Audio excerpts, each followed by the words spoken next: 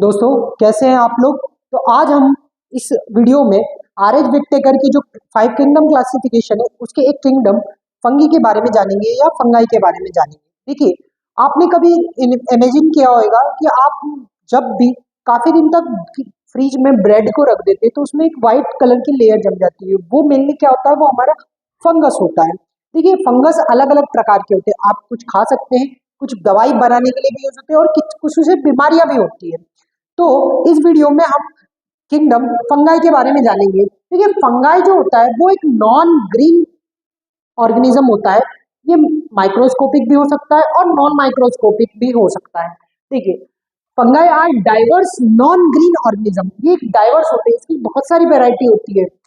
और ये क्या होते हैं, ये अलग अलग जगहों पे अलग अलग हैबिटाट में, चाहे वो डेजर्ट हो चाहे अलग अलग जगहों पे ये पाए जाते हैं। लेकिन जो इनके लिए मोस्ट फेवरेबल कंडीशन है वो मोइस्ट है।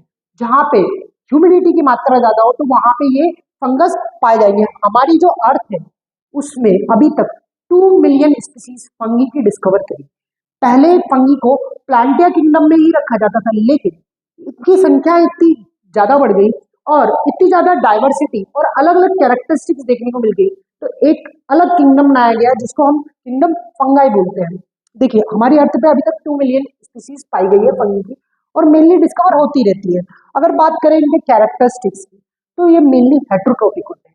हेट्रोट्रोपिक मतलब इनका मोड ऑफ न्यूट्रिशन हेट्रोट्रोपिक होता है। ये अपने खाने पे दूसरे व्यक्ति पे निर्भर करते हैं, दूसरी चीजों पे निर्भर करें। अगर मेनली बोला जाए तो ये डेड और डिके मटेरियल से अपना खाने को ऑब्टेन करते हैं। इसीलिए इनमें जो मोड ऑफ न्यूट्रिशन होता है वो सेप्रोफाइटिक होता है। कैसा मोड ऑफ न्यूट्रिशन होता है? सेप्रोफाइटिक।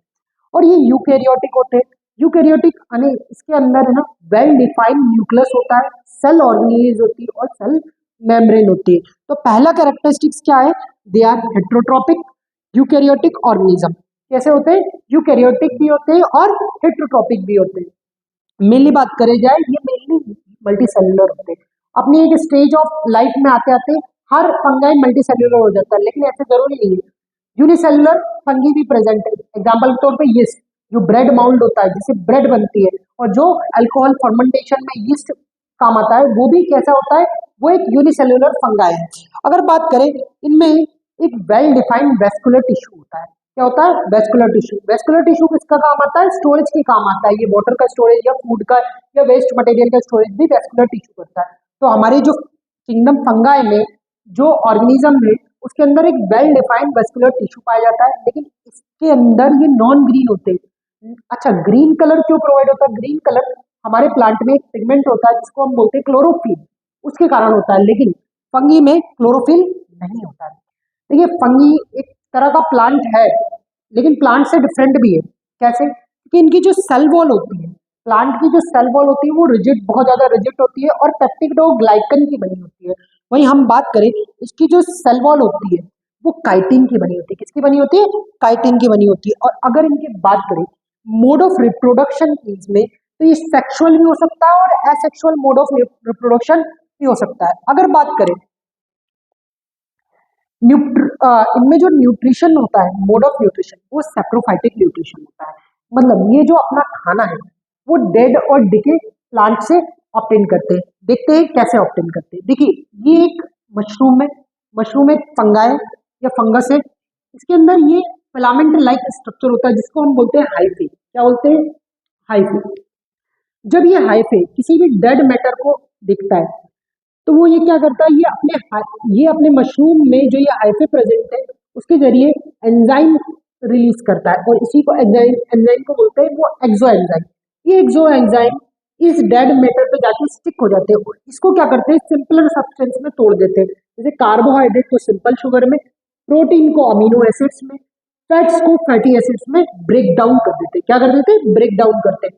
फिर लेटर ये ब्रेक डाउन जो सब्सटेंस हो जाता है वो इस मशरूम की सेल मेम्ब्रेन के द्वारा एब्जॉर्ब कर लिया जाता है। तो ये इसी टाइप से जो सेप्रोफाइटिक न्यूट्रिशन कंप्लीट होता है इन द मशरूम या फंगाई। तो अगर एग्जांपल की बात करें तो हमारे हमारे आसपास वातावरण में या इन्वायरमेंट में कई सारे फंजाई देखने को मिलते हैं। एग्जांपल के तौर पे राइजोफस, इसको हम ब्रेड माउल्ड बोलते हैं। यीस्ट एक ऐसा फंगाई है जो यूनिसेलुलर है। कैसा है? यूनिसेलुलर फंगस है। अगर बात करें पेनिसिलियम, ये पहली एंटीबायोटिक जो अलेक्जेंडर फ्लेमिंग ने डिस्कवर करी थी, वो इसी के द्वारा, पेनिसिलियम के द्वारा ही डिस्कवर की थी। वही बात करें एस्परजिलस, ये एक ऐसा फंगस है जो क्या कॉज करता है? ये बीमारियां कॉज करता है।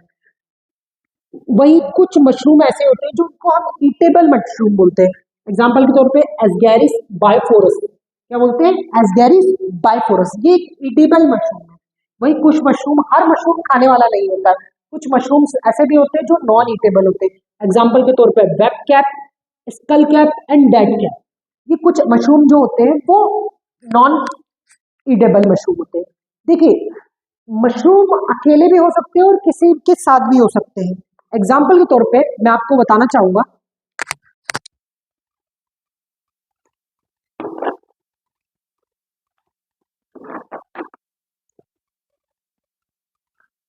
एक मशरूम होता है, एक एक फंगाई होता है जिसका नाम होता है लाइकन।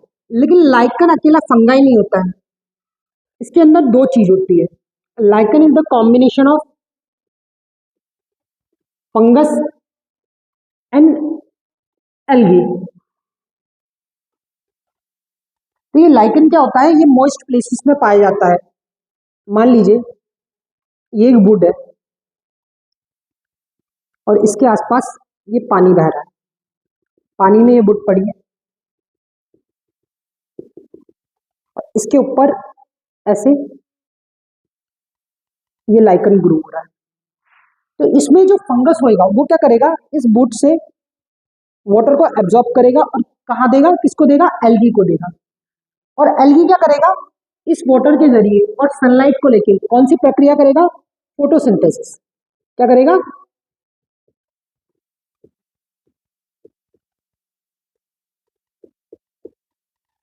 ये फोटोसिंथेसिस करेगा और फूड बनाएगा।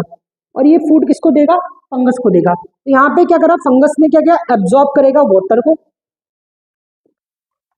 और वो देगा इसको एल्गी को।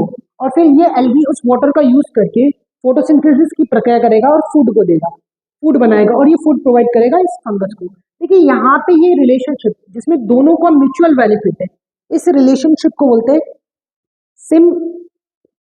Symbiotic relationship. कैसी रिलेशनशिप होती है?